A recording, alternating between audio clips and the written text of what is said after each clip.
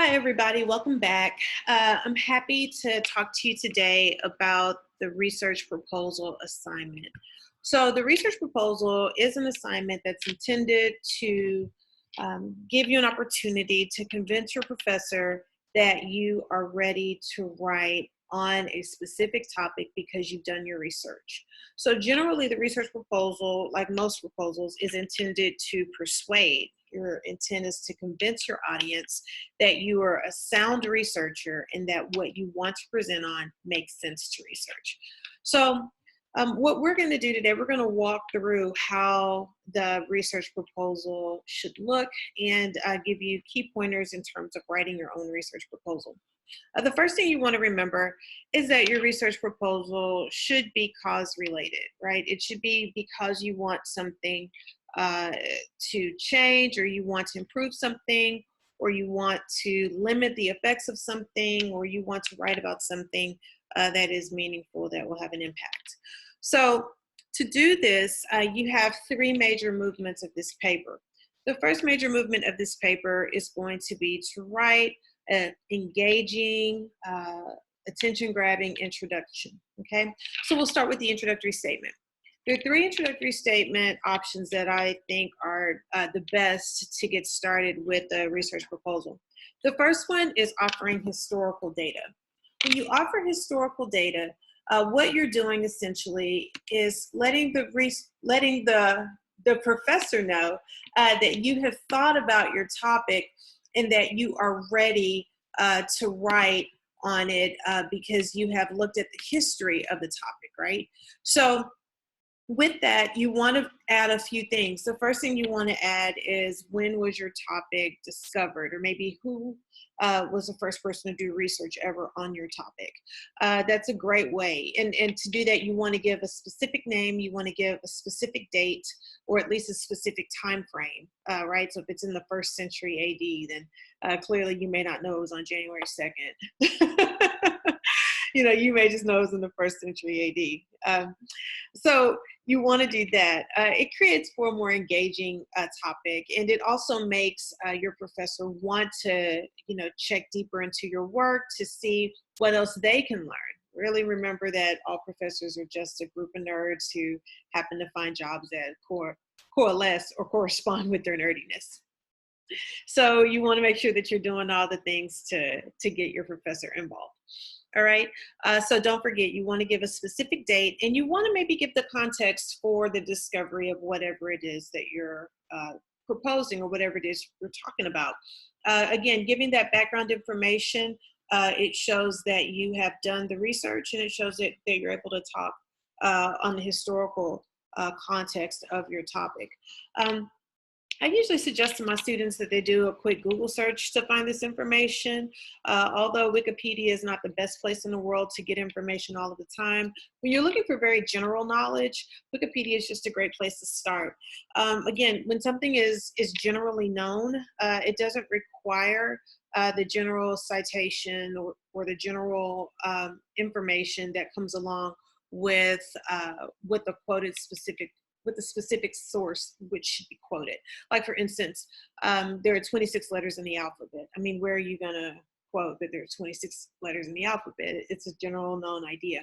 So you want to make sure that if you're using a general fact, something that's well known, then that you just state that it is. However, if you're working on an idea that is only referenced in a few places, and those places, kind of have top secret or important information that is germane to their research, then you want to make sure that you attribute where you get the research, right? So if it's Wikipedia and it's a general idea, you may not need to cite that. But if it's the LA Times or the New York Times or Time Magazine or something like that, you do need to cite that. And double check with your professors just to make sure that you're following what they expect in terms of quoting and citations whenever you are writing the introductory statement that offers historical data.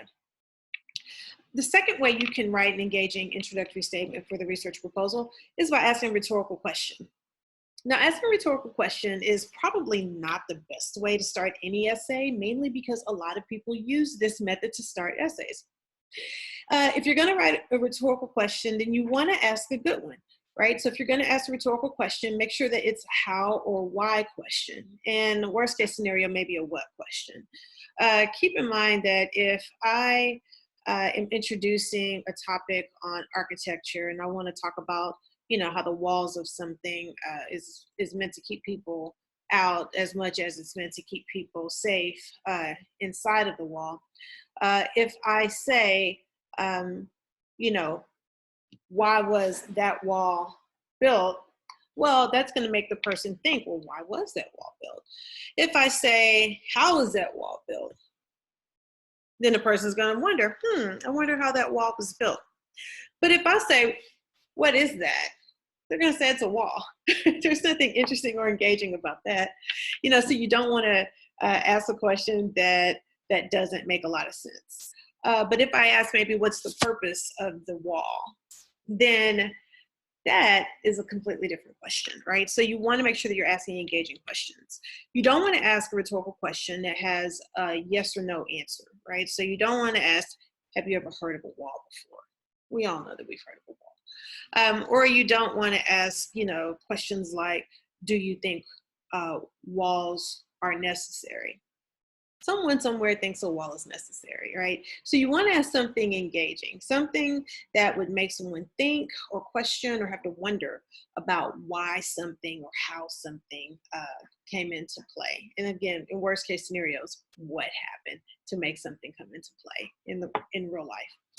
Okay, so the next thing you want to think about when you're writing this type of introductory statement is not just getting the reader's attention, but then bridging from getting their attention through the rhetorical question to maybe coming up with answers for that rhetorical question, ways that one can imagine the answer. That will lead into a nice discussion of the topic and maybe how that topic can be looked at from various points of view.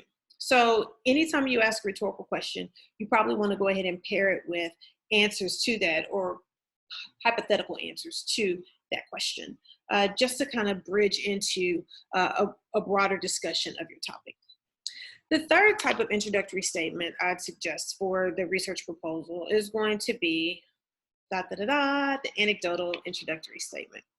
The anecdotal introductory statement is intended to get the reader's attention by storytelling, right? So what you want to do when you write this story is, of course, not start with the moral of the story. You don't want to start at the end of the story unless you're going to use a flashback method where you maybe talk about the argument that led to whatever it is you want to advocate for, or maybe you want to talk about the disagreement, or maybe you want to talk about the fact that everything turned out okay at the end, and then flash back into the drama that happened that led up to whatever it is that was a problem in the first place. That's a way to do it. But if you're going to write an anecdotal introduction, it's probably best that you start out with a little bit of mystery, right? So the mystery would be something along the lines of, how, it would probably start out with something along the lines of what the issue is, right? So maybe start out with an intense dialogue between you and somebody else or two characters. Maybe you can start out with a really, really vivid scene, like a really, really bright setting where everybody in the audience, which would be me or your professor, will know that we're going into another place so that we can come back into a more modern context. What you want to do, though, is you definitely want to open your paragraph with something that is a little shocking or mysterious that pulls your reader in. Once you pull them in through the anecdotal introduction, then you can start the process of bridging from the story itself over into a discussion or various points of view that will lead your reader into your reasons for research and your research question. So those are different ways that you can do introductory statements whenever you're wanting to write the research proposal. Next video, we're going to talk about the discussion and the reasons for research so that we can now create good, strong paragraphs to get readers involved in our research proposal assignments. I'll see you in the next video.